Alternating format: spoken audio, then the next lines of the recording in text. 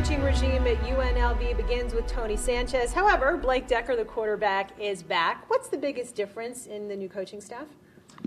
You know, I'd say the biggest difference between the new coaching staff is just a new mentality that they brought into the program, a new excitement, a new flair, not only within the program but also within the community. I think that's felt kind of widespread throughout Las Vegas, and I think that's transitioned not only into the locker room but on the field as well. Sanchez had so much success at Bishop Gorman, which is a legendary high school program in the area. Did you actually know about what he was doing?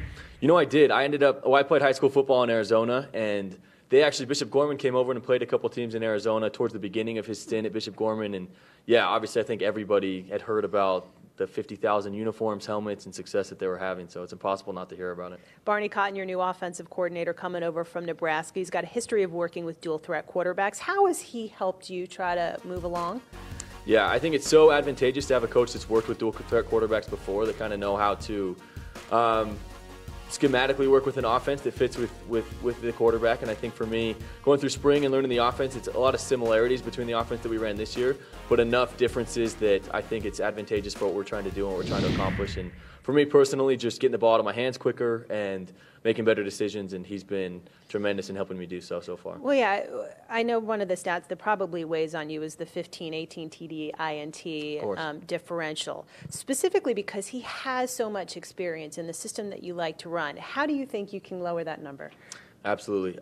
It starts with playing within myself, which I think starts with the offense and starts with the schematics of everything. And I think that the offense that we have set up, getting the ball out of my hands quicker, not taking so long to move through progressions and reads, and then having that just the availability to take off whenever when I'm not seeing it is going to help to limit those interceptions, which is going to be huge this year for us. Devonte Boyd, I'm sure, was a very pleasant surprise for you coming in and ultimately being freshman of the year in the conference, just about 1,000 yards receiving. How critical is having a guy like that to throw to? You know, it's huge. I mean, when Devonte Davis went down last year, I mean, I didn't want to express it, but obviously I was a little upset that we were losing our number one receiver. But Devonte Boyd stepped in and he did tremendous. He did an amazing job for us. Why did he have so much success? What is it about his approach, his skill set? The kid he's one of the most competitive people you ever meet. I mean, he's competing whether he's playing a sport that he's terrible at, he's competing if it's walking down the hallway, he's competing, whatever he does, he's just competitive. I think it was big to have Devonte Davis kind of mentor him last year and kind of bring him up into that role, and then having Devonte Davis go down, he just kind of had to take a back seat to Devonte Boyd and show him the ropes and help him out, and I think that was huge. And so to have a guy like that coming back in his second year, I mean, the sky's the limit for him. So the sky is absolutely the limit. Thanks so much. Thanks for the time. Thank you.